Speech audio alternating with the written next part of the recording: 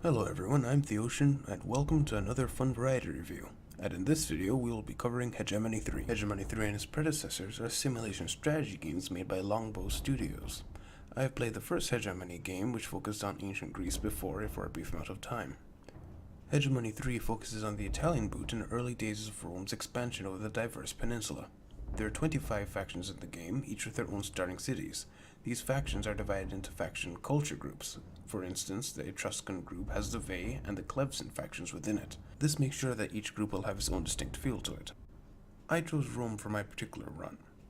The game has a great amount of complexity, with you having to keep track of rebellion levels in newly captured cities, units having supplies, keeping tabs on your neighbors, setting up supply routes for all your resource points, and more.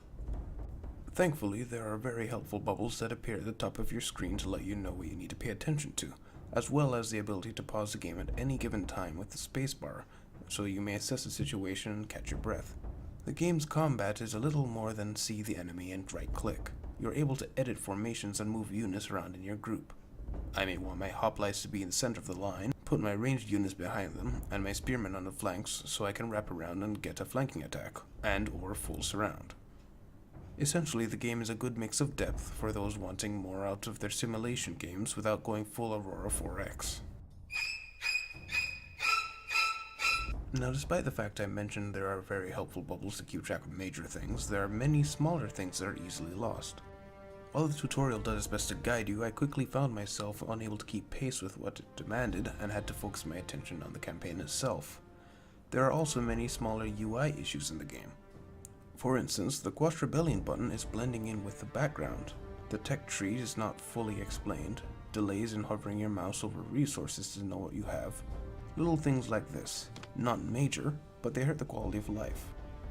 This is also a game you're going to want to save a lot, because you can quickly find that hours of work can be smashed in an instant if you are not properly prepared for an enemy incursion.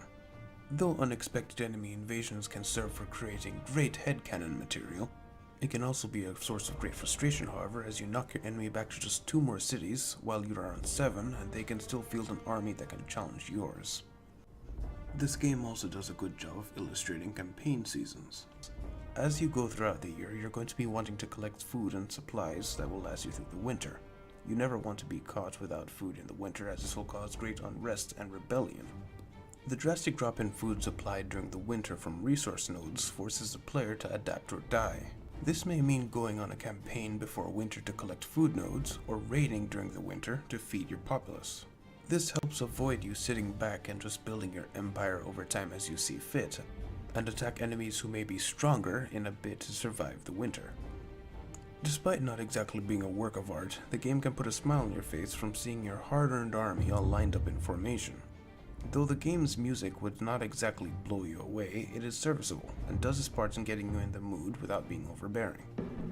At the moment, Hegemony is being sold for $30. I believe if you enjoy strategy and simulation, you'll get your money's worth out of this game. But if you are more of a casual simulation game player, I would suggest waiting for it to go on sale.